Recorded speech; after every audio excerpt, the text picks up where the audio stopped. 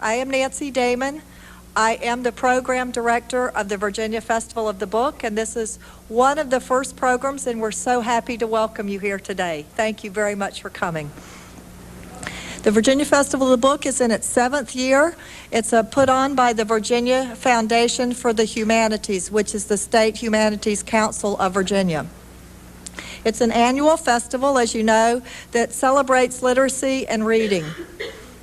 We have programs all over town, in schools, at the university, and practically everywhere. You might go home and find one in your home, for all I know.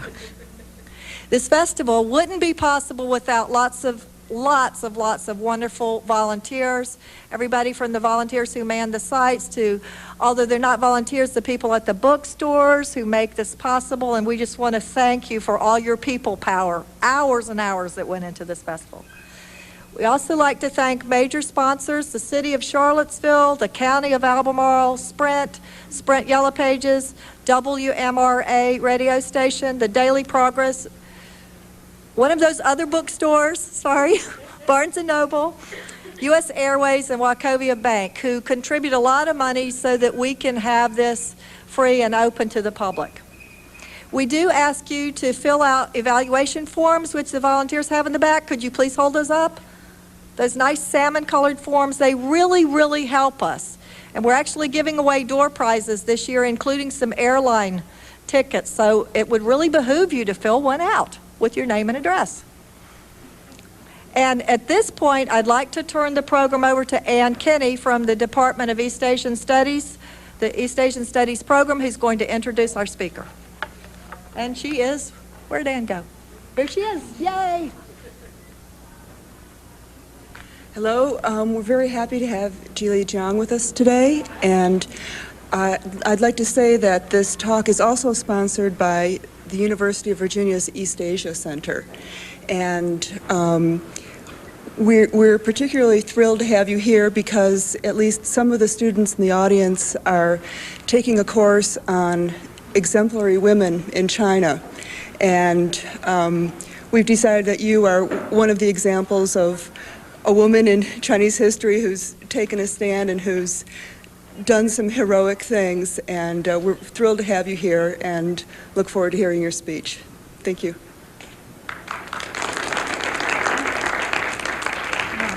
Thank you.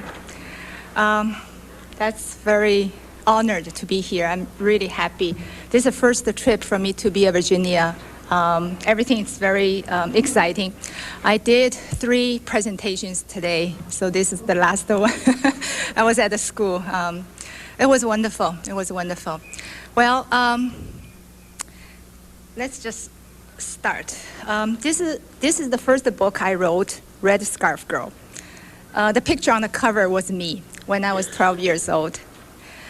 I'm from Shanghai, China. As you probably know a lot about China, it's at the Far East, it's a huge country. The population of China is 5 times as the population of America. Actually, China has 1/4 of the population of the world. And Shanghai is the largest city in China. It has 14 million people. It's huge, it's in that small space.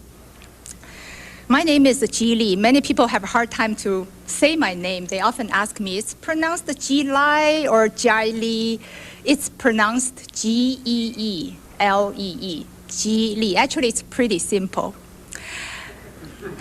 isn't it? Ji Li. I would like to start from my name, why and how I was named. I was born on Chinese New Year, a very special day for Chinese. According to an old Chinese saying, a New Year's baby will have a special destiny. The baby will become either a king or a beggar. I'm sure my parents didn't like me to be a beggar. They chose my name very carefully. They named me Ji Li in Chinese, meaning lucky and beautiful. They hoped that I would be the happiest girl in the world. Well, I did turn out to be what they wanted me to be.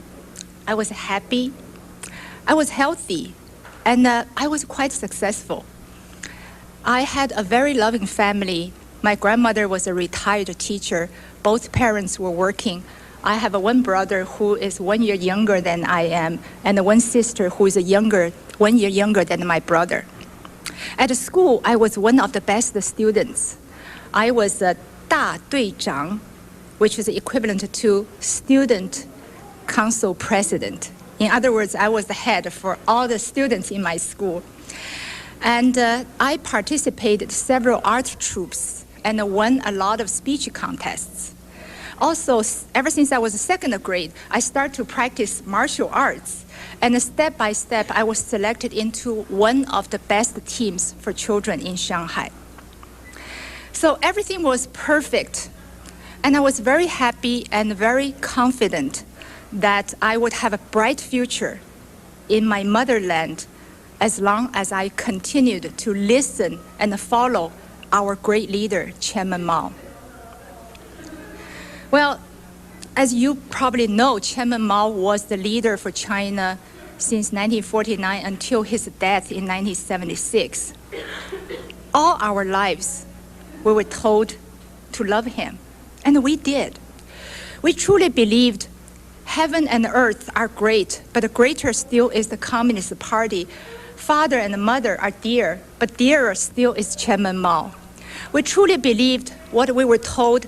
We were so lucky to live in socialist China while 2/3 of the people around the world were starving, were dying miserably under capitalist country.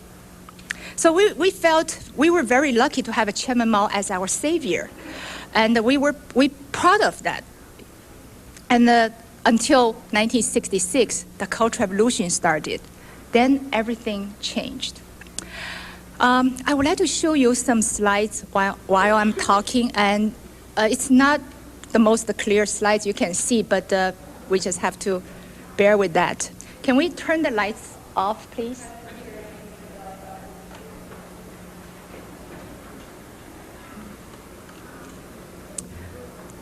This is my mother and the three of us. I'm the oldest one. This picture was taken in 1959, so it's over 40 years. My father is a stage actor. He worked for children's theater all his life. The one on the very right, that was my father, playing a pirate. You can tell this show was for children. My mother used to be an actress too. The first row, the lady sit right next to the lady holding the flag. That was my mother. That picture was taken in 1950, so it's 51 years old. My grandmother and my father. My grandfather died when my father was only 7 years old, so my grandmother raised my father on her own. This was me, probably at the third grade. That time I was in a team of Shanghai Children's Palace. Later I was selected into a better team. This is our home. The balcony on the third floor, second from the left, that was our home. Well, talking about home, actually it was only one room. It's a one room about 300 square feet big. Talking about Chinese history, and I would like to mention a little bit the living standard back then. Of course, this was 30 years ago, and the living standard was pretty low, and the housing was very, very tough, especially in a big city like Shanghai. Our family actually was considered very lucky to have that 300 square feet big room. A lot of family of 5 or 6 people, their one room could be only 150 square feet big, or sometimes even 100 square feet big. Probably could be smaller than your bedroom.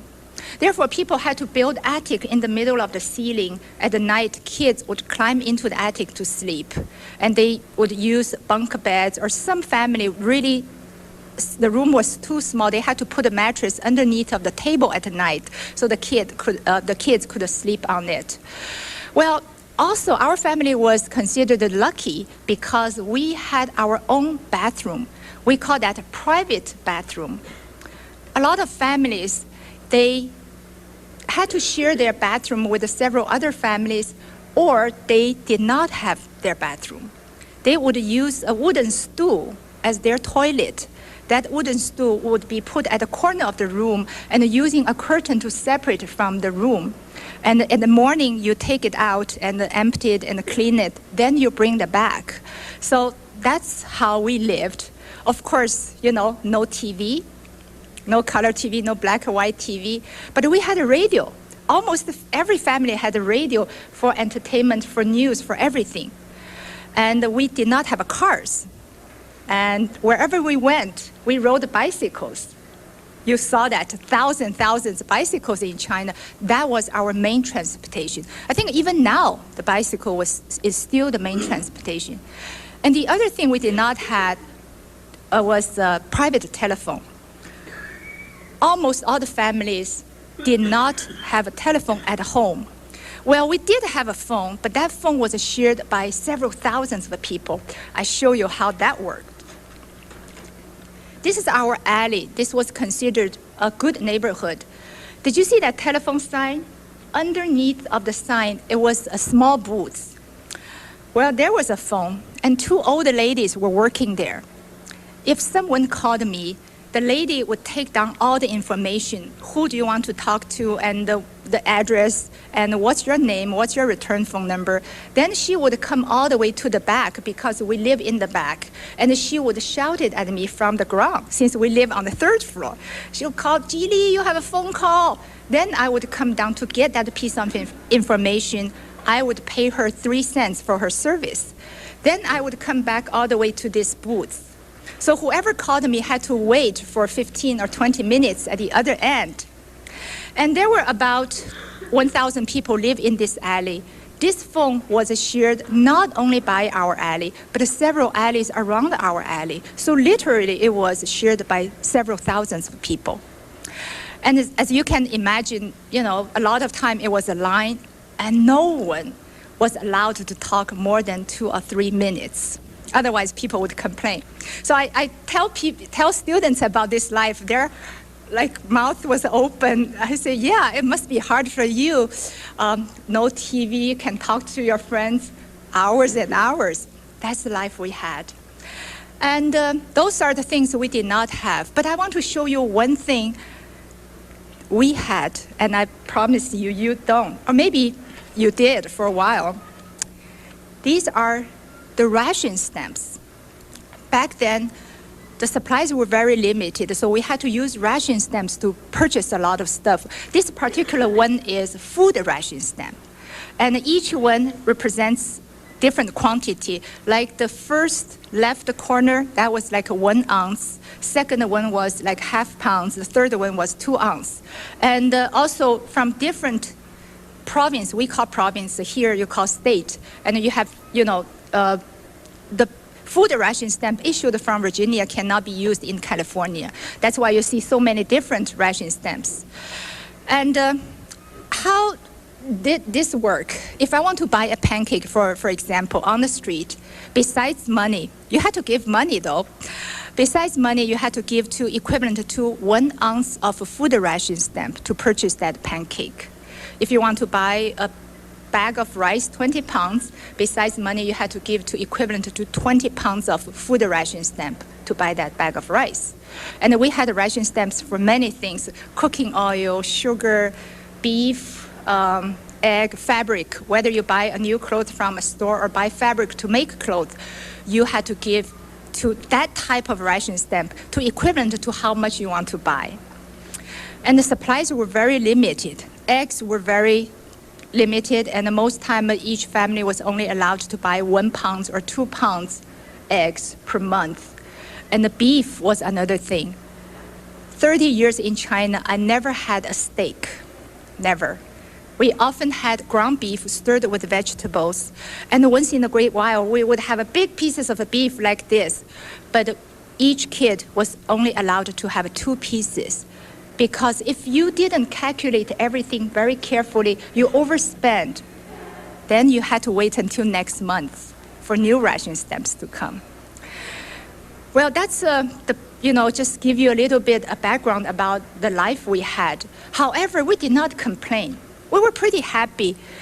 we thought this was the beautiful life we had, and everyone else had worse life than we did.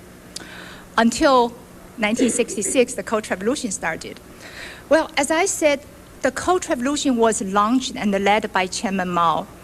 And he was the savior for us. And by the time the Cultural Revolution started, Chairman Mao was worshipped like a god. These are Chairman Mao's buttons. Every day, everyone would wear one. And we treasured this in a great deal. If I could get big size or new style, wow, everyone would envy you. And we also traded because this meant so much to us. These are Chairman Mao's works, some of his articles and the poetry. He wrote beautiful poetry, by the way. And the one with the portrait, that was Chairman Mao's quotation. They pull out of his quotation from different speeches.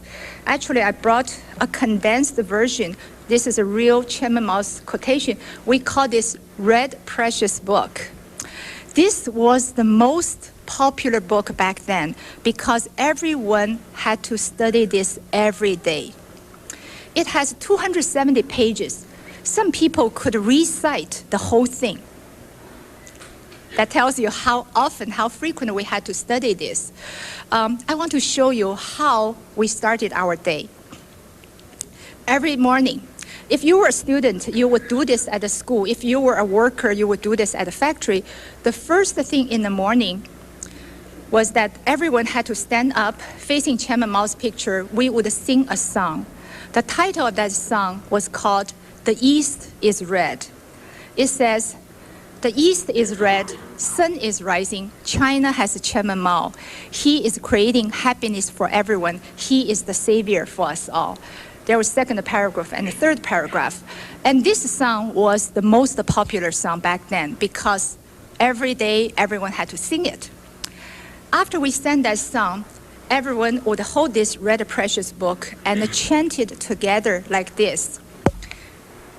We wholeheartedly wish our great leader, great teacher, great commander, great helmsman, Chairman Mao, long life, long life, long life. That's how we started our day. We call this morning greetings. A group of farmers from a very remote area near Vietnam were doing morning greetings. As I described, you can tell they were holding this Red Precious Book, chanted, facing Chairman Mao's picture before they went to work. All the tools were on their shoulders, doing morning greetings. They even carried a small blackboard with Chairman Mao's quotation on it when they went to the rice field, so they could study Chairman Mao's quotation during the breaks. A group of Red Guards dressed in army uniform and performed on the streets. Well, Red Guards were the most loyal follower of Chairman Mao. They were students from middle schools, high schools, and colleges. And they danced on the streets. Actually, we had a name for this kind of dance. It's called loyal dance. It was very revolutionary, very rough. It would say something like, smash, smash, smash, smash your dog head if you oppose Chairman Mao. They did this to show their loyalty to Chairman Mao.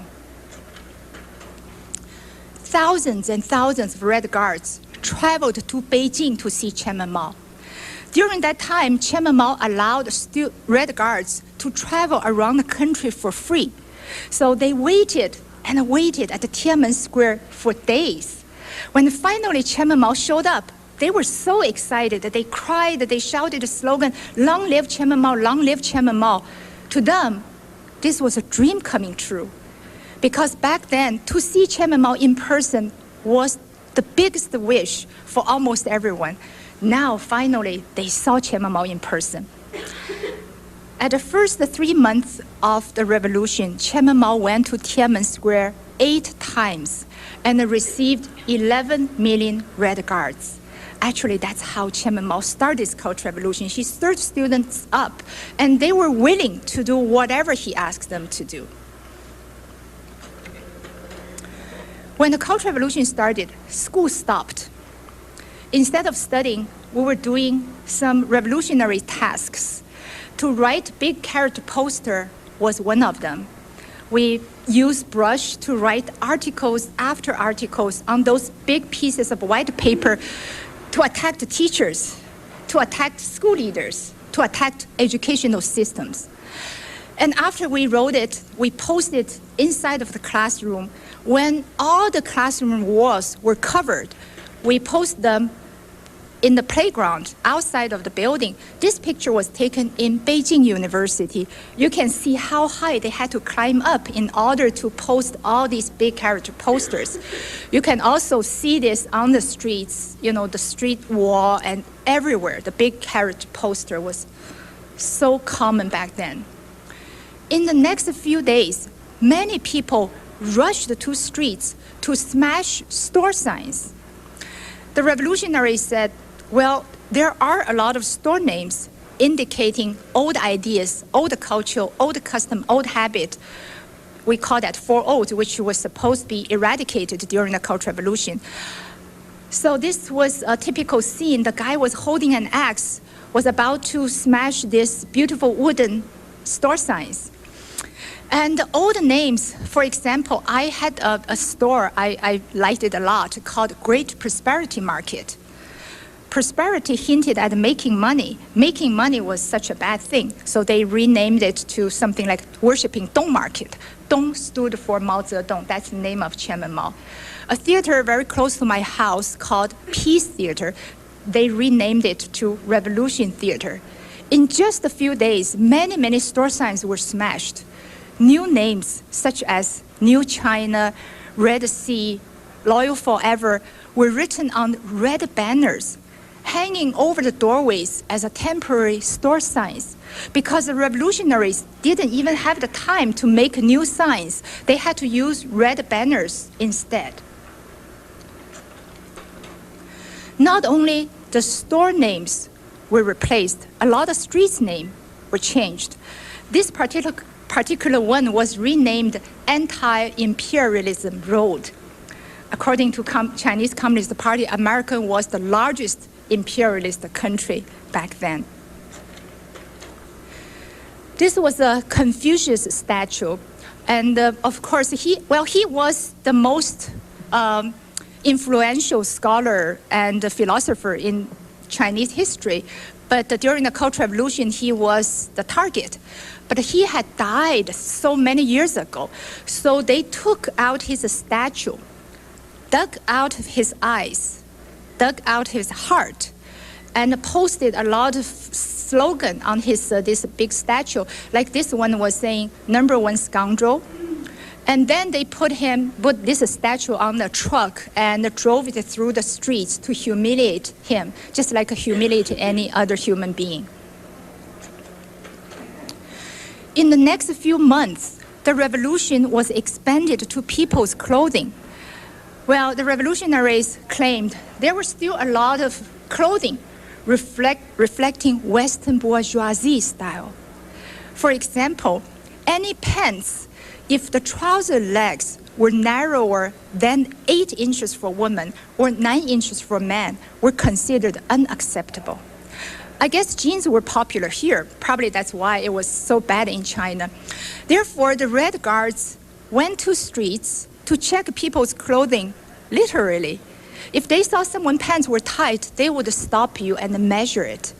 But it's so hard to measure a pants when it's on, so they invented a new method. They would use an empty beer bottle and try to stuff in that beer bottle into your trouser legs. If the beer bottle could not be stuffed in, that means your trouser legs were too tight. The Red Guards would cut it open in front of the spectators. If your leather shoes were too pointed, they would cut it open. If your hairdo was too fashionable, they would do something.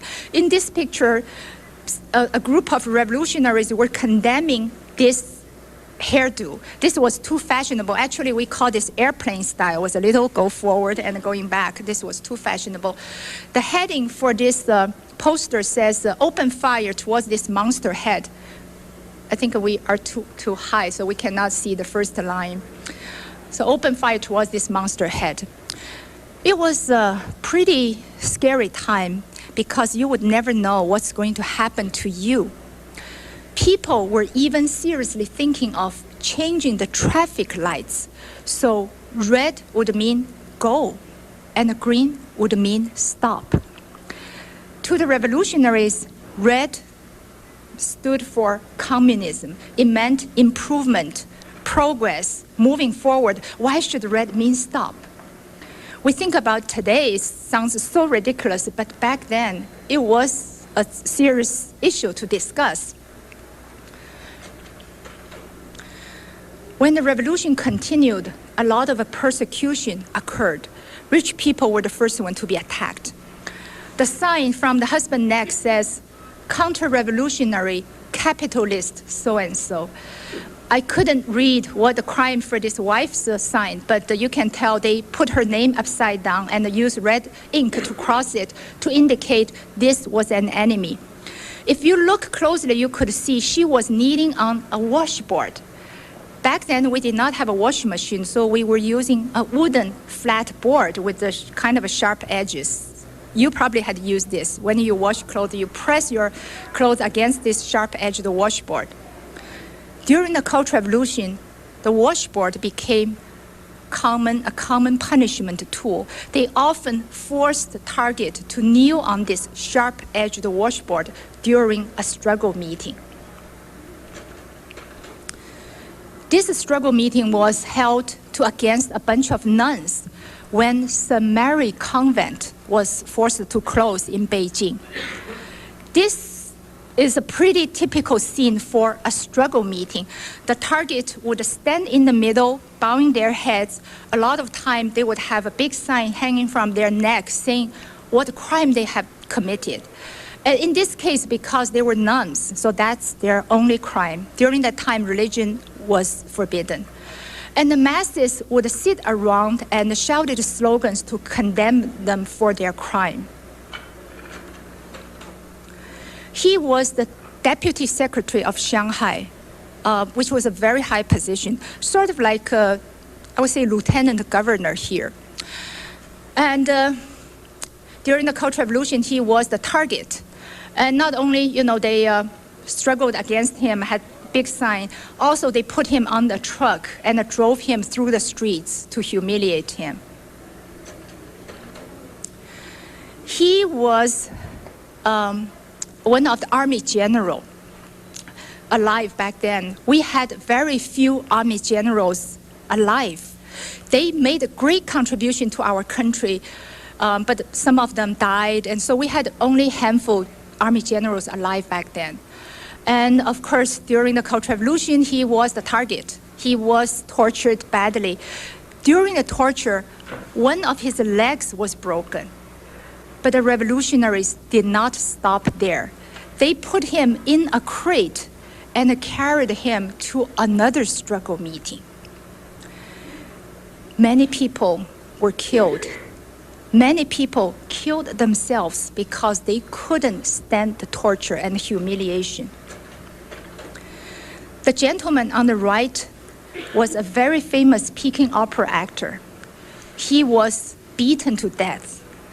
The gentleman on the left was the first Chinese who won World Ping Pong Championship for China in 1959. So he was a hero for a while. But when the Cultural Revolution started, he was accused of being a spy. He was tortured, he was beaten badly. Finally, he couldn't take it anymore. He hanged himself from a tree at the age of 31. In his last letter, he said, "I'm innocent. My reputation is more important than my life." He killed himself.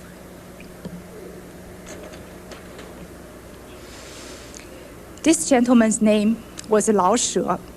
He was one of the most respected and well-known playwright and novelist. Actually, he was called Shakespeare of China because many of his plays are still very popular till today. When the Cultural Revolution started, he was very sick. He was hospitalized. The very first day, he came out of hospital and went back to his work unit. Immediately, he was put under several struggle meetings. Not only they tortured him, they beat him, they also shaved his hair into a yin-yang hairdo. That means they only shave half of his hair and leave the other half. This was the worst humiliation for any Chinese. They beat him and tortured him. He fainted several times, but every time he woke up, they dragged him to another struggle meeting.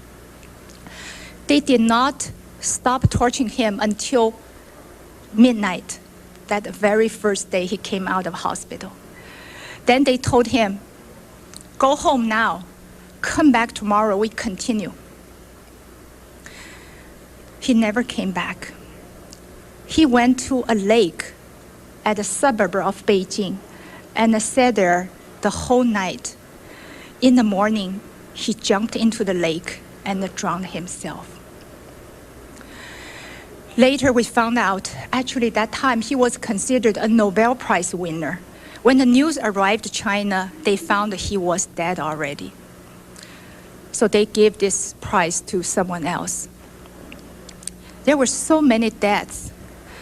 But if anyone dared to question what's going on, why, they could be killed very easily.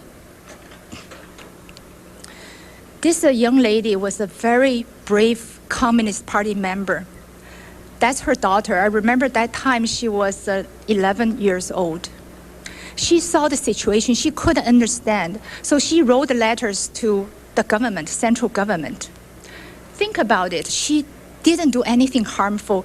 She didn't kill anybody. She didn't bomb any places, but writing letters to your own government, which was supposed to protect you. But even that was too much. She was put in prison immediately. Her husband was forced to divorce her. They beat her, they tortured her. But she was so determined. She continued to write letters from the jail. Finally, she was executed. The night before her execution, they cut her vocal cord.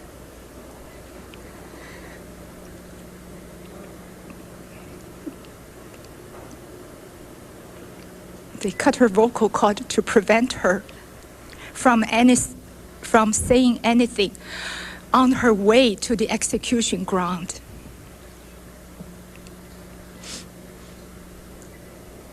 I can tell you many stories, many inhumane, many cruel stories like this. According to different statistics, 1 million people to 4 million people died, and 10 million people were injured during this Cultural Revolution. Can we turn the lights back on? Thank you.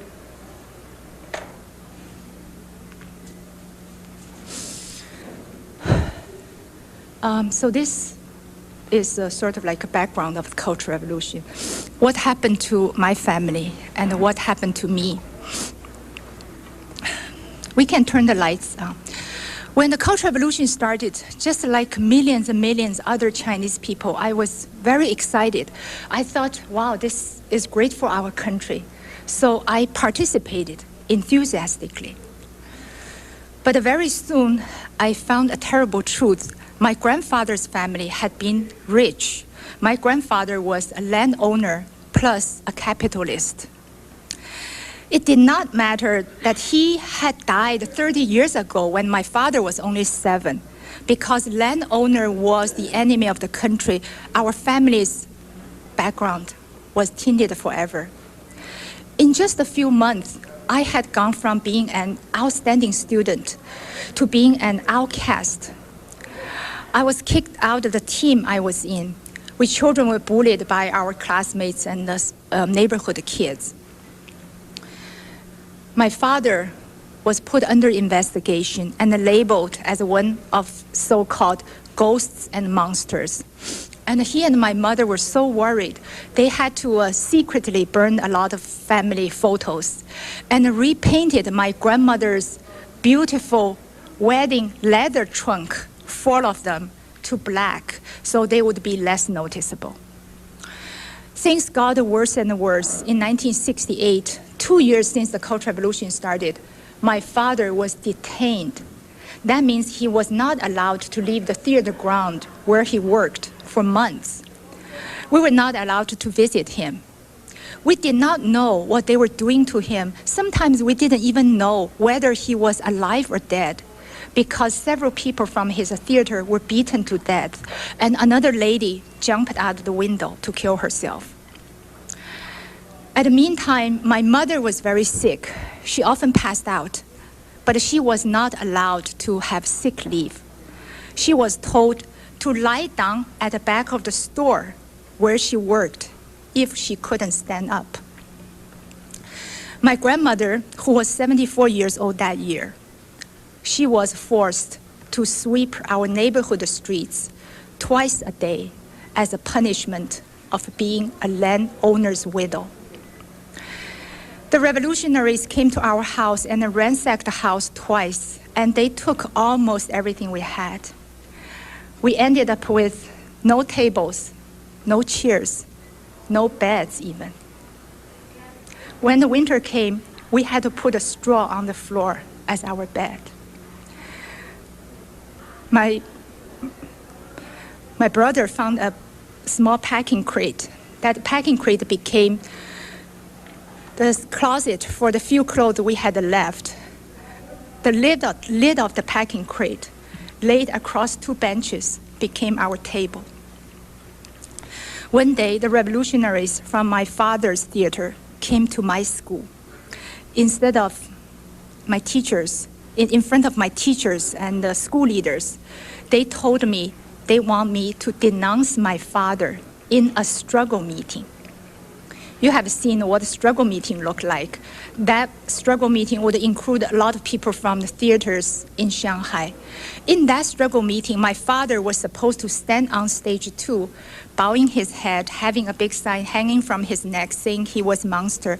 And I was supposed to stand on stage 2, facing thousands of people to condemn him for his crime. The revolutionaries made it very clear to me. If I refused to do so, I had to sacrifice my future in the land I loved so much. After they left, I was in such a despair because I didn't know what to do. I couldn't tell my mother and my grandmother because they were black. They had their problems too. And I did not want to tell my brother and sister because they were younger. I felt like I want to protect them. So I had nobody I could talk about. I don't know how, but I remember I was standing in this very narrow passageway between the schoolyard wall and the school building wall. The concrete walls were very tall, were kind of cold. They loomed over me. And I closed my eyes. I saw my father in my imagination, of course. He lowered his head, but he looked up at me helplessly when he saw I had to follow the chant, 党with Jiang Xireng. Jiang Xireng is my father's name. And you had to follow a chant in any struggle meetings. When my father saw that, tears was rolling on his face. I did not dare to think anymore. I asked heaven, what should I do? There was no answer, except a slow drizzle was falling. That year, I was 14. I was so horrified, I couldn't even cry. Well, that's the main story of my book, and I'm sure you can find a lot of details from the book. And many people ask me why I wrote this book, after 30 years. There are 2 reasons. One obvious reason is that I don't want people to forget about this dark period of time. I feel we experienced somehow like Holocaust as well.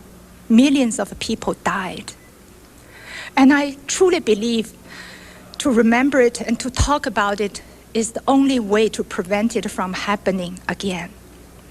So that's my first reason. And there's a second reason for me to write this book. 16 years ago, when I came to United States, I was shocked by the beautiful life American children had. And I said to myself, wow, they have huge houses, nice cars, tons of toys, countless books. They even have school buses to pick them up every day. They are so lucky. They have everything you can imagine. So I thought, if I shared my story with them, maybe they will appreciate their life more, not take things for granted. So that was my original intention. But through the years, I found that's not the whole picture. American children have their problems, a lot of family problems, like single parents or sometimes, abusive parents even. At the schools, they are facing a lot of pressures, peer pressures related to drugs, sex, violence, even school shooting, which we did not have to deal with back then. So I realized, wow, whether that little Jili in China or little Michelle or David in 90s in United States, we do have something in common. We all have to deal with a lot of difficulties in our life. We all have to face a lot of pressures in our lives. We all have to make a lot of decisions in our lives. So I often tell students, my biggest wish for you, if you've ever read my book, is that you can gain some courage to use your own brain, to follow your own heart, not to simply yield to the pressure and make some good decisions. Then I will be very gratified for writing this book. Thank you.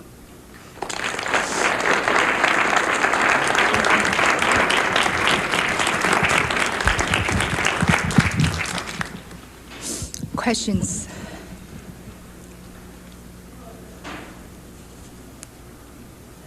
Yes. Welcome to return to China. Or are you persona non grata, especially after? I still go back to China very often. I think, I started a small company called East-West Exchange to promote the cultural exchanges between China and America. That's the reason I go back quite often. Actually, I was there in December to do more researches for another book I'm writing. My book has been translated into 5 foreign languages, but not in Chinese. The reason for that is that although Chinese government announced the Cultural Revolution was a national disaster, but they don't encourage people to talk about it. Well, for a while, we had a lot of literature and film and, about the Cultural Revolution. Actually, we call it wound literature for a while after the Cultural Revolution. But somehow the government said, okay, let's stop doing that. We have to move forward, so don't talk about it anymore. That's why, it's not encouraged. Therefore, my book was not translated into Chinese. I don't expect it will be published in China anyway. But so far, I have no trouble to go back to China. Yes? How were you able to leave China? How did I able to leave China? Well, in early 80s, America started to open the door to people from China as a student. So I came as a student. Although I had a degree in China, but I continued, further my study. I went to University of Hawaii. I studied hotel management, and that's the only way. Probably that's the most possible way for people to come to this country. Yes. Your father was a performer and performed traditional Chinese opera? No, just the drama. Not a Peking opera. Peking opera, you had to sing and do a lot of martial arts. He was just a drama actor. I see. I just wondered, you said that when you were in a situation where you were being asked to denounce your father and you didn't know what to do, I wonder how much exposure you had as a child to traditional Chinese stories, and if there are any heroes or figures in Chinese history that helped you or that served as role models for you to pattern your behavior on? That's a pretty interesting question. Well, certainly I have, read a lot about heroes, and we particularly had a lot of revolutionary heroes. Like a little girl, she died at the age of 14, and Chairman Mao wrote, was praised her for her death, and many, many heroes, how they give their life to save the China. The problem here is, during that time, everyone was very confused. If you are against the Japanese invader or American invader, it's a lot easier for us. And we know we have to fight with them. But the problem is that we were brainwashed. So the government, the Communist Party, told us we had to put country's interest first, people's interest first, before your family, your personal interest. So what they told us was, if your parents were enemy of the country, then you had to break up with them. We buy that. We agreed totally because, yes, the country is more important. If my father was the enemy of the country, yes, I would break up with him. And actually, when they came to my school and asked me to denounce him, they also said, well, you might think this was very hard to do, but if you set up your attitude right, it's not hard. They actually give me the example. The party secretary in my father's theater, who was the highest level authority, and of course during the Cultural Revolution she was target, and they had her daughter come to denounce her. The daughter actually came, and she was so angry about her mother because she didn't listen to Chairman Mao, so she actually slapped her on the stage. And because that's what they told me, I didn't see it, they said because she was using so much force, she ended spin her body like this. So that's the example they give to me. You see, she did a great job because she set her attitude right. If you realize your father was the enemy of the country, and then you had no problem to denounce him. My problem, one is our family was very, very close. And the other problem was I never heard anything or see anything my father did which was against the Chairman Mao and the country. They were very careful, and I thought that they loved Chairman Mao as much as I did. So I couldn't think of anything to denounce them. And our family were very, very close. I always believed that they loved Chairman Mao. So that's why I couldn't do it. I just told myself, no, I'm not doing it. So it's a little different from the hero, because hero, you know your enemy and who's your friends. But in this case, many people were so confused. That's why some kids did denounce their parents, which was a very sad situation. And I don't think we should blame those kids because they were so confused. They were brainwashed. Yes. So if you didn't do it, were you punished in any? The question is, if I didn't do it, was I punished? Well, what they said to me is, if you didn't do it, we will punish you, and also we'll bring your brother, sister from the school, and we would do it together. But what happened is I didn't report to them, just a few days, I suppose, but I didn't. But it's very coincident. At that time, they just got a permission from higher authority. My father was very stubborn. He was was detained for several months, and he often said, no, I didn't do anything wrong. And they were so upset, so they really want to nail him down. And that's why they came to my school. But at the meantime, they reported to high authority. So after they came to me and they got permission from high authority and recategorized my father as a landowner. Before, my father's father was a landowner, which was an enemy, but my father was not. But they used all the material saying that when he was 18 years old, he went to university in Shanghai, Jiang's University. And that time, he was using landlord's money to support himself. And 18, he was an adult. Therefore, he recategorized as a landowner. And of course, he was, we call a dead tiger. It's enemy already, and they didn't even need my testimony. So they sent him to countryside for labor for another 9 months. And after that, he was allowed to come home, but was doing janitor work for several years, and until 1980, all his charges were dropped. Actually, they appointed him as the vice president of the Children's Theater. But from 1966 to 1980, how many people can have 14 years, you know? My father loves acting. You know, acting is his love. And but in China, because all those political movements, he was not allowed to given a lot of important roles. But fortunately, he started to participate in American movies. They all live here in Seattle area. And he started from like Last Emperor. He was in that movie, and The Red Corner. And he had many movies. The last year he had Shanghai Noon. He plays the uncle of Jackie Chan, and also another movie called Romeo Must Die. You know, he was played some important roles.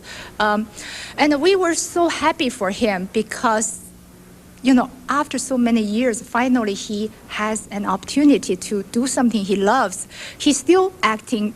Next month he's going to Singapore for another something. I don't even know. So that's my father, and we are very grateful for that. Actually, all my family members moved here except my grandmother, who passed away in 1992 at the age of 98. Everyone else is here. My sister is also a math teacher at a community college, and my brother works for a travel agency, and my parents enjoy their grandsons. So really, we all survived, amazingly. Yes. Yes. I had two questions. I was wondering, like, if you're in China, how much people actually talk about their experiences with the revolution with each other, and also, like, in schools now, how much children learn about it. Good question. The question is how much people are really talking about the Cultural Revolution in China, and also how much they were taught at the school about the Cultural Revolution. It's very interesting. I didn't realize this before. Well, one thing is we never sit down to compare our notes within our family. And I never thought about it, you know, until after I wrote my book. And my sister or my father told me more stories about what happened to them, because these are the stories I remembered and what happened to my sister. And actually my father had some other horrible experiences in his theater I did not know, and we never talked about it. And after the book was published and people asked me this question, I have Chinese friends, they don't want to talk about the Cultural Revolution. That was so true, and I noticed that. And people don't like to talk about it. I'm not so sure why. Actually, this is not unusual. People don't talk about it in China.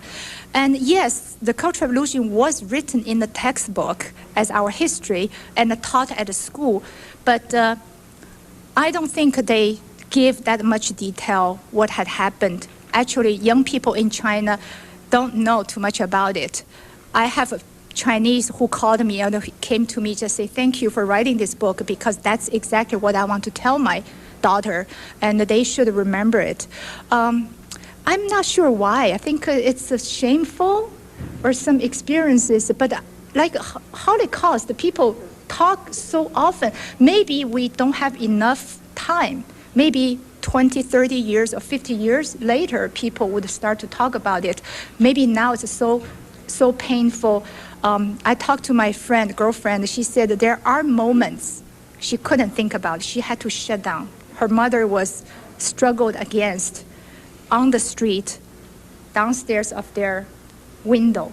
You know, she was sitting here, was just like, her heart was tightened. She couldn't think about it. Maybe this was still very fresh.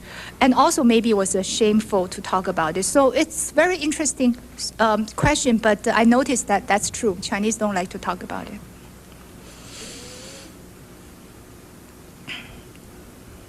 Other questions? How would you contrast the Cultural Revolution to what's going on in China? Well, it's so different now. China has changed so much. this happened in 1966, so it's like over 30 years ago. Definitely, China has opened up a lot. No question about living standard has improved so much. Shanghai especially, you know, I was having dinner with friends on the top of the hotel, and you look at the city lights, you could not tell this is Shanghai or it's San Francisco. It's very westernized. I brought groups to China every time they came to me, said, this is amazing. I never see a city is changing so much and construction everywhere. Yes, living standard has improved a lot. A color TV, telephone, computer was common.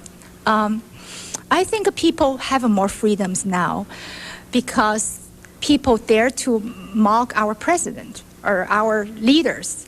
I was in a big bus with a group of Westerners. Actually, most of them are from Virginia, a group of chiropractors.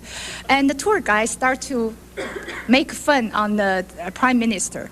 And all those Westerners turned back to me. I was sitting in the back, saying, is he okay? And they thought he would be arrested. I said, I guess so, if he does this every day. And I was in a car, a taxi, when Deng Xiaoping died. You know, I was asking the taxi driver, I often like to talk to them, and I said, hey, how come you don't cry? Because I remember when Chairman Mao died, the whole country cried for days. He said something like, where have you been? You know, why should we cry? You know, the attitude, people do have more freedom, definitely. Back then, if you dropped Chairman Mao's button and you broke it, you might send in jail. You might be sent in jail. You know, and if you're shouting slogan and you made a mistake, you would be counter-revolutionary. No question about it, the freedom is much, much more. But of course, it's not as free as this country, that's for sure. And I have a very mixed feeling about it. You know, we're talking Tiananmen Square, democracy. Yes, that's wonderful. But on the other hand, China is such a huge country. And many problems. Many areas are very, very poor. We have a lot of minorities problems. So if you're not doing things very carefully, if go wild, it could be out of control. And we don't want to see China follow Soviet Union's footstep, because I personally feel people were the one to suffer the most. If your economy is not doing well, people were the one to suffer. So that's my feeling in China. I think it's opening up economically. It's really going very rapidly, but politically, I hope the freedom will come little by little, gradually. You know, with the Chinese people are no longer isolated. The internet and the computer, everyone knows what's going on at the other side of the world. So I think political freedom will come eventually. But on the other hand, I'm a little concerned about losing social values, because in old days, although we had very little material, but I felt very rich because we talked about one book, one movie for hours and hours with my friend, with just a cup of tea in an attic. We enjoyed so much. We never felt we were poor. But now people had a lot more material stuff, but they don't care those things anymore. They are caring for money. And I was interviewing a friend of mine in December. In the middle of the interview, she took out those small devices to see her stock price. And she told me, can I stop for a while? I want to make a call to sell my stock. And it's not very unique, because many friends of mine, they are doing stocks. So stock is such a hot topic, you know, in China, which is okay, but I don't like to see they are losing interest on something else. I was talking to them about, you know, which area was the poorest area, and the kids didn't have money to go to school. I'm thinking, you know, in the long run, maybe we can do something to send the money back. They told me, the stuff you are thinking, we don't think anymore. You know, we're too busy, because you can have a second job, a third job to make more money. My time, we did not. we couldn't. So just one job, and that's it. And we had plenty of time to think about literature, music, and whatever the spiritual things.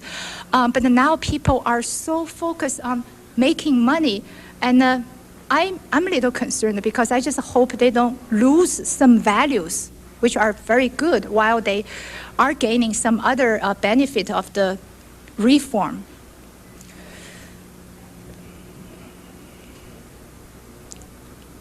Yes. What's your opinion of Chairman Mao now in light of the last 30 years? What's my opinion about Chairman Mao now? About him, right? I used to worship him. I used to think he was perfect. In 1976, after he died, we start to see articles on the newspapers saying that actually one of the important reasons for him to launch this Cultural Revolution was a personal power struggle. And he was threatened by gaining power of another leader. And of course, he might have other motive, but that was one of them. And I was shocked. I think at that moment, my political belief collapsed because all my life, I trusted him. I believed him. How can him manipulate the whole country for his personal sake? I couldn't believe it because he always told us to put people's interest first, the country's interest first. But now I look at him as a human being. I think he did some good things for China and also some bad things for China. It's much easier for me to accept him as a human being. Before was a god. He wasn't God. He was not perfect, and I was very disappointed. I think now I'm thinking him more like human being. Yes, he's a brilliant person, by the way, but he made some major mistakes which caused China a lot of damage and pain. So I think a lot of people probably have the similar view like me, but again, this is my personal view. And to answer your question, yes. What are some of the good things that you thought he did for China? What was the good things Chairman Mao did for China? Before 1949, China was ruled by the nationalism, the Kuomintang, and at that moment, China was really in a bad shape. And the Chairman Mao united China, and we called liberation. So Chinese Communist Party took over for a while. I think people were very happy. The morale was very high, at least according to the people I talked about. So that was a very good thing for China. It's for the first time China stood up. That's what he announced on the Tiananmen Gate in 1949, I think October 1st. We have a new China, now Chinese people stand up. And we were proud of to be a Chinese. So that's the things. And Chairman Mao has a vision, how we can progress, how we can achieve. Actually, China has achieved a lot of things, but I think he was too optimistic or too ambitious. The slogan back then was 15 years we would catch up British, and 20 years we'll catch up America. That's impossible. And he liked to hear that was possible. That's why people start to lie in order to please him. And we had, so many political movement. But also, I think since 50s, and he started a lot of a political movement, which was very, very hard, and very cruel. And he kind of, when you had a power, tend to be a dictator. You just want more power and more power. I think from that time on, and he really, just changed, or he did something which is not very good for China. Okay, I think if people would like to ask some more questions, you can approach the podium here and talk to Jiang, and we'd like to thank you now. And, Thank you.